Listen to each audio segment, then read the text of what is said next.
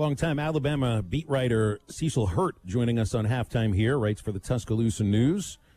And appreciate your time, Cecil, here close to the college football season. How you doing today? Doing well. How are you guys? Doing well. We're good. We're all right. We got into the topic in the first segment, and I'm sure you saw this, about LSU now mandating proof of vaccination or the negative COVID test before you come into a game at Tiger Stadium this year. They're following the lead of the New Orleans Saints. I see this on a state-by-state basis. And Alabama, of course, trails everyone else in the nation in vaccination rate. Could you see under any circumstance, I want to ask about Auburn, it's a different situation, but at Alabama, the same thing that we saw out of LSU under any circumstance? It's possible, but I don't think they're getting the support out of Montgomery, state capital, that LSU has gotten from its state government. So it's difficult when you're run by a board of trustees, and then the board of trustees is in turn reports to the governor, and the governor's kind of not been hyper proactive. It's hard to just unilaterally see. But Alabama opens on the road. They're not at home until September the 11th. So it's an extra week of statistics to see where the trends are, and so it's possible. Well, all right. Let's get into it, talking about this team now that you'll be covering. Mm-hmm. So everybody would ask, about position groups, about this or that. Why is Alabama so good? And list all these things. Let me put the question in a different way. What, in your opinion, could be an undoing for Alabama this year in a season where they're picked to win the national championship for a sixth time under Nick Saban? Well, they've got a quarterback who's played a little bit, but not an entire season as a starter or anything like that. Even Mac Jones last year, although it was his first full season as a starter, he had played the entire game against Auburn and Michigan. Bryce has not had the opportunity to do that. Now, he's extremely highly recruited, has high expectations. But, if they struggle with the quarterback position, and they're not, let's be honest, they're not last year's offense. They're not going to average 50 points a game. Yeah. But they could score 40 and see what the defense can do. But, if Bryce really struggles, if he turns the ball over, they'll have a tough time against Miami, and they'll have to get that straightened out at week 3 when they travel to Florida. Mm-hmm.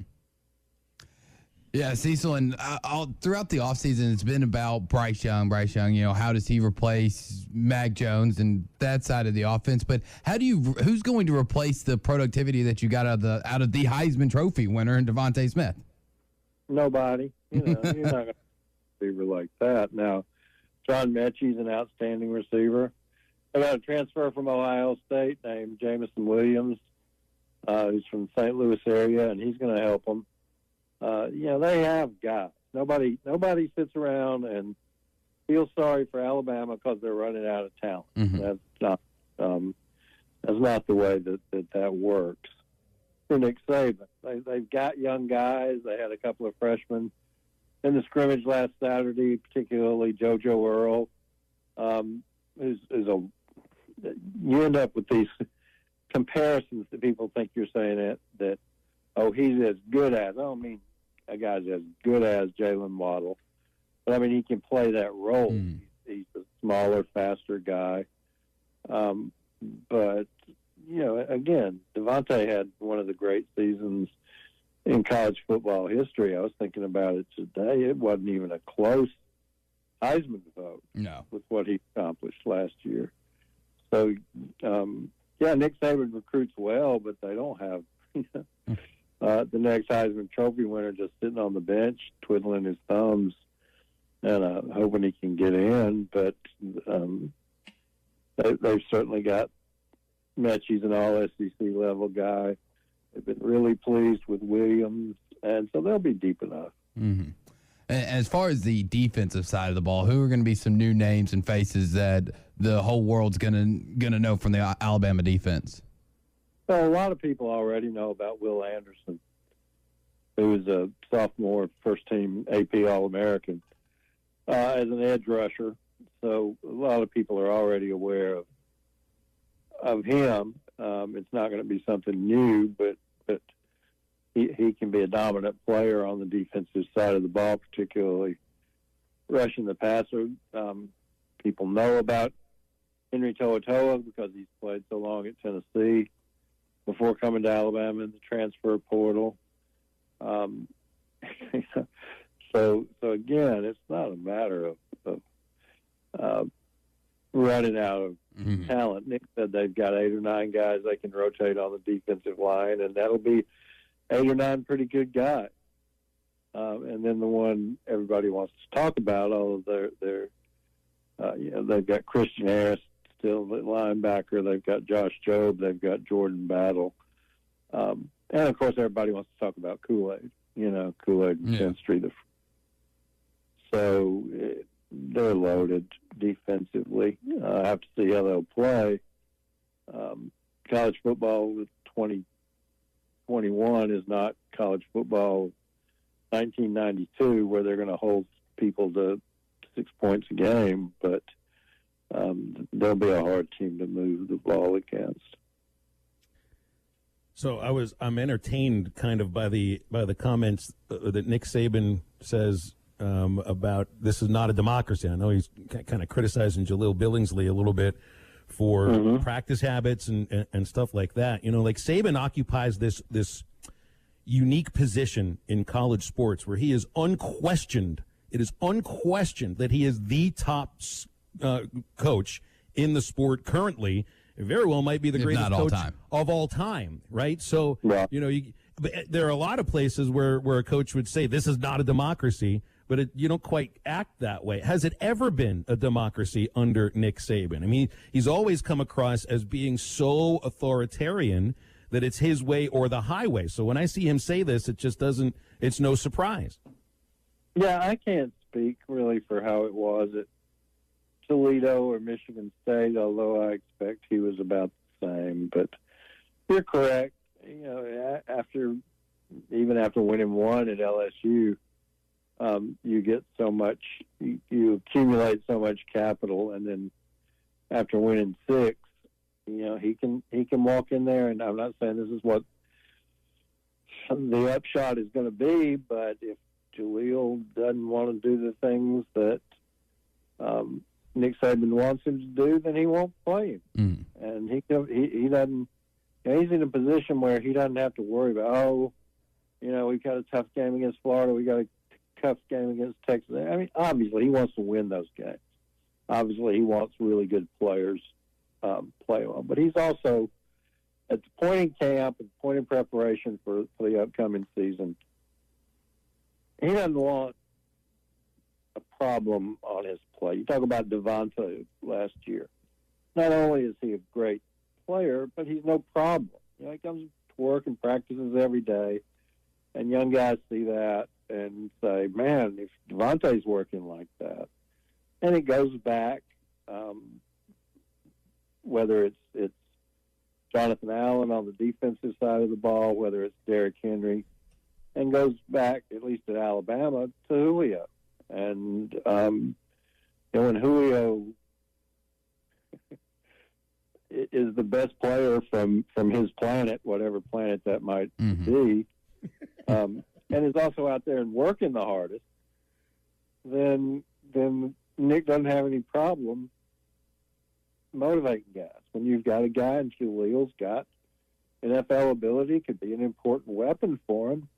But if he's not doing, whether it's being on time, whether whatever his issue is, that he's not being, as Nick says, part of the team, then Nick's got more than enough capital to say, fine, I'm not going to play the guy. We got 2 other tight ends, so I'll play them.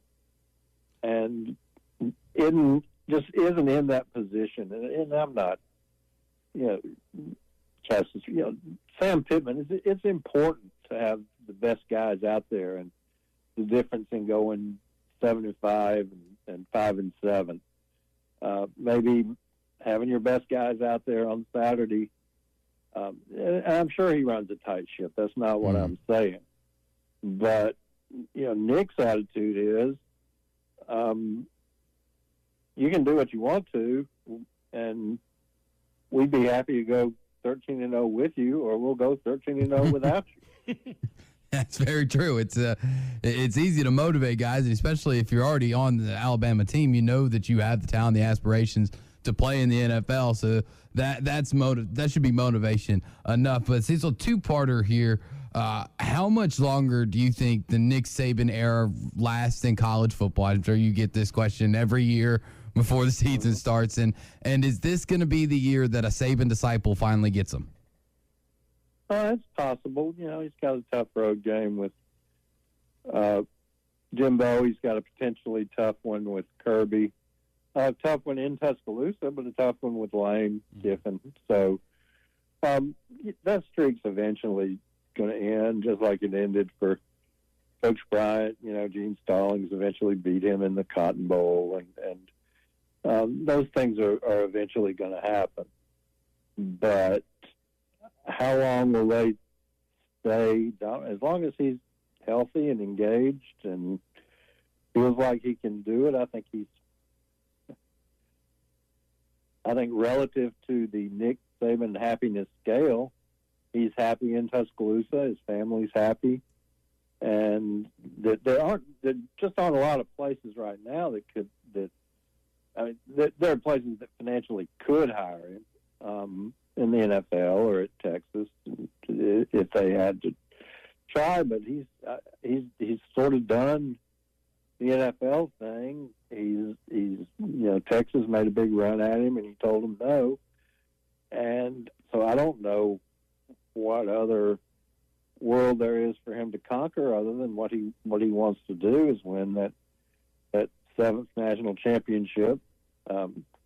Put it beyond Bear Bryant and step in the history books, and that's not for self.